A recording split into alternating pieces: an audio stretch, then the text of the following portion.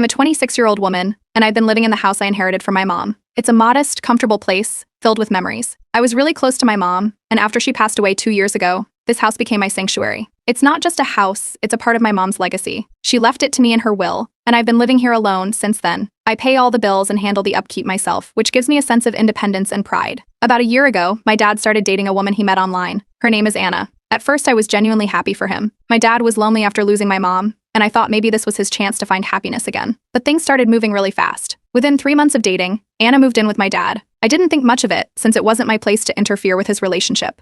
I just wanted my dad to be happy. It didn't take long for Anna to start showing her true colors. From the very beginning, she was overly involved, making suggestions about how my dad should improve his life. It was little things at first, like changing his wardrobe or suggesting new hobbies for him. But soon, her attention turned towards my home. Anna started dropping hints about redecorating. She would casually mention how the living room could use a new color or how a different sofa would make the space more inviting. I politely ignored her comments at first, but it quickly escalated. One day, she came over with paint samples and swatches of fabric for new curtains. I was taken aback. I hadn't asked for her opinion, and I definitely wasn't planning on changing anything. I tried to be diplomatic, reminding her that this was my house, and I liked it the way it was. Anna just laughed it off, saying she was only trying to help. But it didn't feel like help. It felt invasive, like she was trying to make my space her own. The small arguments started not long after that. It was always about trivial things, whether the coffee table should be moved, why I hadn't replaced the old chair in the corner, or how I should think about modernizing the kitchen. Every time I pushed back, she acted surprised, like she couldn't believe I didn't appreciate her input. And every time my dad took her side, he would shrug it off, saying Anna just wanted what was best for us. It was infuriating. Things started to get weirder when Anna introduced herself to my neighbors as the lady of the house. One of my neighbors mentioned it to me casually, assuming I knew. I was floored. I confronted Anna about it, and she laughed, saying it was just a figure of speech. But it didn't sit right with me. It felt like she was trying to plant a flag, to stake a claim on something that wasn't hers. The breaking point for me was when I caught her snooping in my room. I came home early from work one day and found Anna in my bedroom, going through my dresser drawers. She looked up, startled, and immediately put on her innocent face. She claimed she was just trying to help me organize my things. I didn't buy it for a second. I told her, as calmly as I could, that she had no right to be in my room. She pouted, acting like I'd hurt her feelings, but I didn't care. I was furious. When I told my dad about it later, he just brushed it off. He said Anna was trying to make the house feel more like a home, for all of us. I couldn't believe what I was hearing. It was like he couldn't see what was right in front of him. Anna was overstepping her boundaries, and he was letting her get away with it. Then came the day I found my mom's old piano moved to the garage. That piano was one of the few things I had left of her, and I kept it in the living room as a reminder of her. I came home and saw it was gone. I found it shoved into the garage, covered with a tarp. I was livid. Anna acted like it was no big deal, saying it didn't fit with the new look she was planning for the living room. I snapped at her, reminding her that this was my house and that she didn't get to make those decisions. That led to a huge argument. Anna claimed that, since she and my dad were together, the house should be considered theirs. I couldn't believe what I was hearing. I told her in no uncertain terms that the house was legally mine, and I was the one who paid the bills and the property taxes. My dad just stood there, looking confused, like he didn't understand what I was saying. It was as if he genuinely believed the house belonged to all of us now. Things escalated even further when Anna suggested that I should move out. She said it would be better for everyone if I gave them space to be a real family. I was stunned. She had only been in our lives for a year, and she was already trying to push me out of my own home. That's when I realized I needed to set some boundaries, fast. I didn't know how far Anna was willing to go, but I had a sinking feeling that this was just the beginning. Update 1.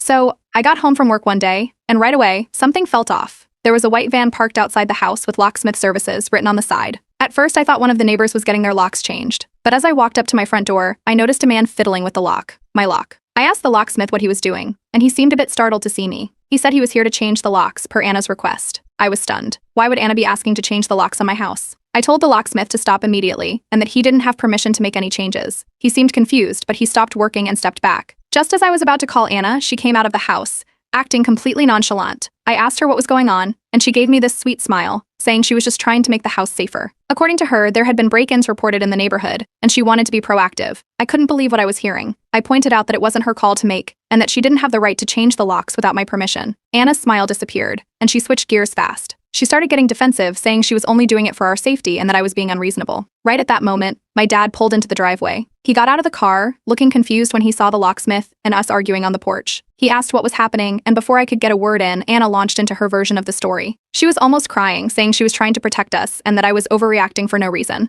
My dad turned to me, looking upset like I was the one causing trouble. He started asking why I couldn't just trust Anna's judgment. It was the same pattern I'd seen before. He automatically took her side without even hearing me out. I took a deep breath, trying to stay calm, and explained that this was my house, Legally, only I had the right to make decisions like that, and I hadn't given any permission for the locks to be changed. I could see the moment of hesitation on my dad's face. He looked genuinely surprised, almost like he'd forgotten the house wasn't his. Anna must have noticed too, because she quickly jumped back in, accusing me of being controlling and trying to ruin their relationship. She even went as far as to say I was being ungrateful after everything she'd done to help around the house. I decided it was time to put an end to this nonsense. I went inside, grabbed the property deed from my safe, and brought it outside. I handed it to my dad, pointing out my name on the document as the sole owner. My dad's face fell, and I could see the confusion and realization hitting him all at once. He looked back at Anna, who was trying to avoid eye contact. I told them both, in no uncertain terms, that Anna had no right to make any changes to the house without my explicit consent. This was my home, and I wasn't going to let anyone walk all over me, especially when it came to something so serious. The locksmith, who had been standing there awkwardly the entire time, took this as his cue to leave. He apologized, packed up his tools, and got out of there as quickly as he could. After the locksmith left, Anna's demeanor changed again. She dropped the victim act and got visibly angry. She started yelling, accusing me of being selfish and trying to destroy her relationship with my dad. She said I was making it impossible for them to feel like a real family in the house. It was almost laughable. I reminded her, as calmly as I could, that this wasn't her family home, it was my house, and she needed to respect that. For the first time, my dad didn't immediately jump to her defense. He stood there, looking lost and conflicted. It was like he was seeing the situation clearly for the first time. He didn't say anything, just stared at the ground, while Anna kept ranting about how unfair I was being. Later that evening, my dad came to talk to me. It wasn't much of an apology, more like a mumbled acknowledgement that maybe things had gone too far. He said he didn't realize how serious the situation had become, and that he'd try to talk to Anna about respecting boundaries. It was a weak attempt, but I could tell he was struggling, caught between me and Anna. Just when I thought things were calming down, I overheard a conversation between them later that night. Anna was telling my dad that I might be having some sort of mental health crisis, and that he should consider taking control of the situation before I did something drastic. She was planting seeds of doubt, trying to make it seem like I was the problem, not her. That was the final straw for me. I realized Anna wasn't just overstepping, she was actively trying to manipulate the situation and turn my dad against me. I decided then and there that I needed to consult a lawyer. If she was bold enough to try and change the locks on my house, I had no idea what she might try next. This wasn't going to be just a matter of setting boundaries anymore. I needed to protect myself and the home my mom left me. I wasn't going to let Anna take over my life, no matter how hard she tried. Update 2. After the lock-changing fiasco, I knew I had to take action. Anna wasn't just overstepping, she was treating my house like it was hers. I decided to consult a lawyer to get some clarity on my rights and figure out the next steps. The lawyer was straightforward, since Anna wasn't on the deed, had never paid rent, and contributed nothing financially. She had no legal claim to stay. He advised me to serve her an eviction notice. It felt drastic, but after everything she'd pulled, it was the only way to regain control of my home. The next day, I came home from work with the eviction notice in hand. I could hear laughter from the living room as I walked in. Anna and my dad were sitting on the couch, watching TV like everything was normal. I interrupted them, holding the eviction notice out. Anna's smile dropped immediately, and my dad looked up, confused. I calmly explained that this was an official eviction notice, giving Anna 30 days to leave. Anna's reaction was immediate and explosive. She jumped up from the couch, screaming at me, saying I was trying to destroy their relationship and that I was heartless. She started crying, calling me every name in the book, while my dad just sat there, looking stunned. He finally stood up and tried to calm Anna down, but she was having a full-blown meltdown. She kept saying I was jealous and couldn't stand to see my dad happy. My dad turned to me, his face pleading, asking if I really wanted to go through with this. He said that serving an eviction notice would ruin everything, that it would destroy his relationship with Anna. I stayed firm, though. I reminded him that this was my house, and she had no right to be here after everything she'd done. That's when Anna pulled out her manipulation playbook. She started gaslighting me right in front of my dad, saying I'd promised her she could live here. According to her, I'd said we'd all be a big, happy family, and that she could help make the house feel like a home again. My dad looked even more confused, like he was genuinely considering her words. It hit me then. Anna had been feeding him lies about our future together, making him believe she had a stake in the house. The argument escalated quickly, and it wasn't long before my mom's sister called me. I don't know how, but word traveled fast. She was furious, not at me, but at my dad for allowing this situation to get so out of hand. My aunt has always been my rock, and she immediately offered her support, telling me to stand my ground and not let Anna manipulate the situation. Anna wasn't done yet. After her meltdown, she shifted gears again, threatening legal action. She claimed she had tenant rights and would fight the eviction in court. I could see the fear in my dad's eyes as she made these threats. He looked desperate, like he didn't know who to believe anymore. He begged me to find a compromise, to work something out so we could all live together in peace. It was heartbreaking to see him so defeated, but I knew I couldn't back down. I decided to do some research on tenant laws, just to be sure. After a couple of hours online, I realized that Anna's case was weak. She had never paid rent, contributed to utilities, or even bought groceries. Legally, she was nothing more than a guest, and I had every right to evict her. The next morning, I overheard Anna talking to my dad in the kitchen. She was laying it on thick, telling him that I was punishing him for moving on after my mom's death, that I couldn't handle seeing him with another woman. She was twisting the narrative, making it sound like I was the one with the problem. My dad looked completely torn, like he was being pulled in two different directions. That was it for me. I walked into the kitchen and told my dad he needed to make a choice: support me, his daughter, or continue to let Anna manipulate and control our lives. I could see the pain on his face as he struggled to respond. He broke down crying, something I've only seen a handful of times in my life. He kept apologizing, saying he didn't know how things got this bad and that he felt trapped. Anna stood there, watching us with a smug look on her face, like she knew she was winning. It took everything in me not to snap. Instead, I turned around and walked out of the room. I needed space to think, to breathe. I ended up posting an update on Reddit, asking for advice because, at this point, I genuinely didn't know if I was making the right choice. I was flooded with comments, messages of support, and people sharing similar stories about manipulative partners and toxic family dynamics. The support from strangers gave me the resolve I needed. I knew I wasn't crazy or being unreasonable. Anna had crossed the line too many times, and I wasn't going to let her get away with it anymore. I decided to move forward with the eviction process, no matter how ugly it got. As I went to bed that night, I couldn't help but wonder how we ended up here. Just a year ago, it was just me and my dad, grieving but getting by. Now it felt like a stranger had come into our lives and flipped everything upside down.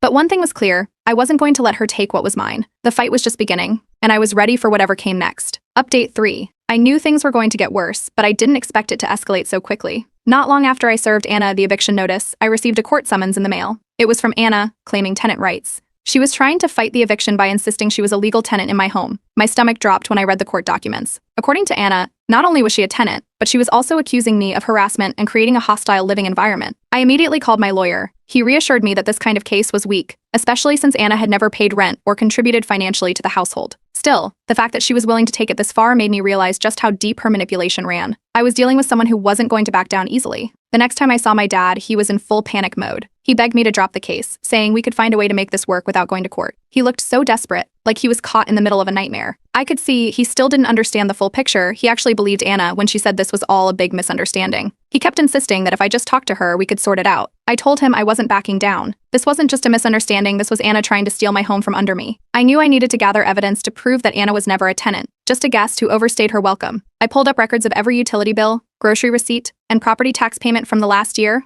all in my name, all paid by me. There wasn't a single financial contribution from Anna. It was as clear-cut as it could get. But Anna wasn't giving up. She started spreading lies to my dad and other family members, claiming she had been paying bills under the table and that I was trying to cover it up. My dad seemed confused, like he didn't know what to believe anymore. Then my cousin called, furious. She had spoken to Anna and now believed I was mistreating a helpless woman. It was absurd, but Anna's tactics were working. She was manipulating everyone around her, painting herself as the victim. Thankfully, my aunt, my mom's sister, stepped in again. She's never trusted Anna, and when she heard what was happening, she called my cousin to set the record straight. My aunt has always been protective of me, especially after my mom passed away. She told everyone who would listen that Anna was lying and that I had every right to evict her. It felt good to have someone in my corner. The day of the court hearing arrived, and I was a bundle of nerves. I walked into the courtroom, expecting Anna to look nervous, or at least uncomfortable, but she was sitting there with a smug smile on her face. She even had a lawyer with her, which took me by surprise. The confidence she had made me wonder what kind of lies she was planning to tell. Update 4. Just when I thought things were settling down, I came home from work one evening to find my dad packing his bags. I stood there in the doorway, stunned, watching him shove clothes into a suitcase. I asked what was going on, and without even looking up, he told me he'd decided to move in with Anna, temporarily, he said. But I knew better. This wasn't a temporary decision. It was a choice, and he'd chosen her over me. My dad didn't waste time getting defensive. He started saying that if I had just been more understanding, if I hadn't served the eviction notice or taken things to court, we wouldn't be in this mess. He made it sound like this was all my fault, like I'd forced his hand. He kept talking about how Anna felt unsafe and unwelcome, and how he couldn't just leave her to fend for herself. He was guilt-tripping me hard, and I couldn't believe what I was hearing. He was acting like I was the one tearing our family apart. I was too shocked to say much. I just watched as he zipped up his suitcase and carried it out to the car, where Anna was waiting. She was sitting in the passenger seat with that same smug smile on her face, like she'd won some twisted game. She didn't even try to hide her satisfaction. As they drove away, my phone buzzed. It was a text message from Anna. I always get what I want. The anger I felt in that moment was like nothing I'd ever experienced. The news spread quickly through the family. My cousin called me, saying she'd heard my dad moved out. Half the family was on my side, understanding why I'd evicted Anna in the first place. But the other half thought I'd been too harsh, that I should have let them stay and figured out a compromise. It was exhausting trying to defend my actions over and over again. It felt like I was losing not just my dad, but half of my family too. My aunt, thankfully, stayed in my corner. She invited me over for dinner that weekend. We sat in her kitchen, eating spaghetti and talking about everything that had happened. She told me I wasn't in the wrong, that Anna was manipulating my dad, and that he was too blinded by his need for companionship to see it. She even suggested family therapy, but I knew there was no way my dad would agree to it, not while he was under Anna's influence. I tried reaching out to my dad a few days later. I called him, hoping we could meet up and talk things through, just the two of us. He agreed to meet, but when I showed up at the cafe, Anna was there, sitting beside him like a guard dog. The entire conversation was pointless. Every time I tried to speak, Anna jumped in, twisting my words and making it seem like I was attacking them. My dad barely said a word, he just sat there nodding along to whatever Anna said. It was like he wasn't even there. I left the cafe feeling more alone than ever. That night, I updated my Reddit post. The comments poured in, people telling me I'd done the right thing, that I needed to protect myself from Anna's toxicity. It was comforting to see strangers validating my experience, but it didn't make the situation any easier. My dad was still gone, and he'd chosen Anna over me. Without my dad around, the house felt different. It was quieter, but I also felt a strange sense of relief. I realized I had more financial freedom now. I wasn't supporting him and Anna anymore, and I could finally make decisions without anyone interfering. I started planning small renovations I'd wanted to do for years but had put off. It was bittersweet, taking steps forward without him. Then, things took another turn. I found out that Anna had started a smear campaign against me on social media. She was posting about me, making vague comments about how she was being forced out of her home by a controlling, abusive family member. She didn't mention my name, but everyone knew who she was talking about. Friends and even distant relatives reached out, asking if everything was okay, hinting that they'd seen the posts. It was infuriating, but I decided not to engage. The last thing I wanted was a public argument that Anna could twist in her favor. My aunt called me again and suggested something I hadn't considered before, going no contact with my dad for a while. She said it might be the only way to protect my mental health, to give me space to heal and move on from all the drama. It felt drastic, but after everything that had happened, I knew she was right. I made the decision that night. I blocked Anna's number and told my dad I needed time and space, but I couldn't keep fighting this battle. He looked devastated when I told him, like he was losing a piece of himself. In a rare moment alone, he actually apologized. He said he loved me, but he loved Anna too, and he hoped I could accept her one day. I didn't respond. I just hugged him and walked away. I've decided to focus on myself now. I'm planning some renovations for the house, nothing major, just enough to make it feel like mine again. I've also started therapy, trying to work through the grief and betrayal. It's going to take time, but I'm ready to start moving forward. This is my home, my life, and I'm done letting Anna control it. Update 5. After going no contact with my dad for a few weeks, I tried to focus on myself. But the more I thought about it, the more I couldn't shake the feeling that there was something off about Anna, something I hadn't figured out yet. I shared my suspicions on Reddit, and several users suggested I dig into Anna's past. One comment in particular caught my eye: check relationship forums. Manipulative people like this usually have a pattern. I decided to take their advice and spent a whole weekend doing an internet deep dive. I searched her full name, variations of it, and even some usernames I remembered seeing on her social media accounts. At first, nothing substantial came up, just a few inactive profiles. But then I hit the jackpot. I found a series of posts on an old relationship forum from several years ago. The stories were eerily familiar, posts from different users describing their experiences with a woman who sounded exactly like Anna. They mentioned a woman who moved in fast, became overly controlling, and manipulated her partners into believing they were the problem. One of the posts even talked about her trying to claim tenant rights in a house she never paid for. I couldn't believe what I was reading. The more I dug, the clearer it became. Anna had done this before. She had a pattern of targeting men who owned property or had some kind of financial stability. She'd swoop in, play the perfect partner, and then slowly take control until they were left isolated and doubting themselves. It was like reading a playbook of everything she'd done to my dad. Then, I received a message from a man who claimed to be one of Anna's ex-boyfriends. He had seen my Reddit post and decided to reach out. He warned me that Anna was dangerous and had ruined his life. He said she had done the same thing to him, moved in quickly, manipulated his emotions, and even tried to take legal action against him when he tried to end things. He shared screenshots of their conversations and legal documents as proof. It was all there, black and white. I knew I had to confront my dad with this information, but I wasn't sure it would make a difference. He'd been so under her spell that I wasn't sure he'd believe me, even with evidence. I called my aunt and told her everything I'd found. She didn't hesitate. She said we needed to do this together, and that it was time for the truth to come out. We decided to confront them at a family gathering that weekend. When we arrived, most of the family was already there. Anna was sitting next to my dad, chatting like she didn't have a care in the world. I walked in with my aunt, feeling nervous but ready. I asked everyone to gather around because there was something important I needed to share. I started with the posts I'd found on the relationship forum, reading out loud some of the stories from Anna's past victims. As I spoke, I watched her face. At first, she looked amused, like she thought this was a joke. But then I showed the messages from her ex-boyfriend. I held up the phone for everyone to see the screenshots. That's when her expression changed. Her confident smile disappeared, and she started fidgeting, glancing at my dad as if she was trying to figure out what to say. I didn't stop. I laid out everything I'd found piece by piece, making sure everyone in the room could see the pattern of manipulation and deceit. My dad just sat there, his face pale, looking like he was in shock. He started connecting the dots, and I could see the realization hit him. He looked at Anna, and for the first time, there was doubt in his eyes. Anna knew she was cornered.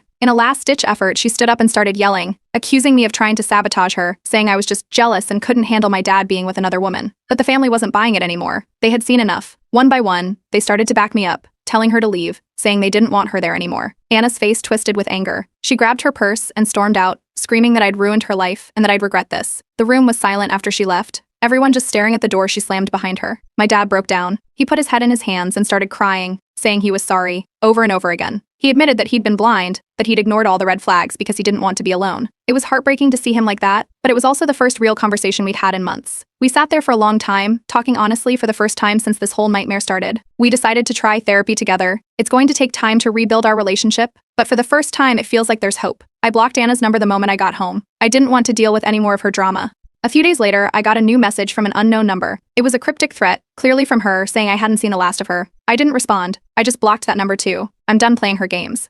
I'm focusing on the future now. I've started making plans for the house, things I'd been putting off for too long. I'm also starting to rebuild my relationship with my dad. It's not going to be easy, but we're taking it one step at a time. I'm just glad it's over, and that the truth finally came out. For anyone reading this, thank you for your support. It's been a roller coaster, but knowing I wasn't alone made all the difference. Here's to moving forward and leaving the past behind.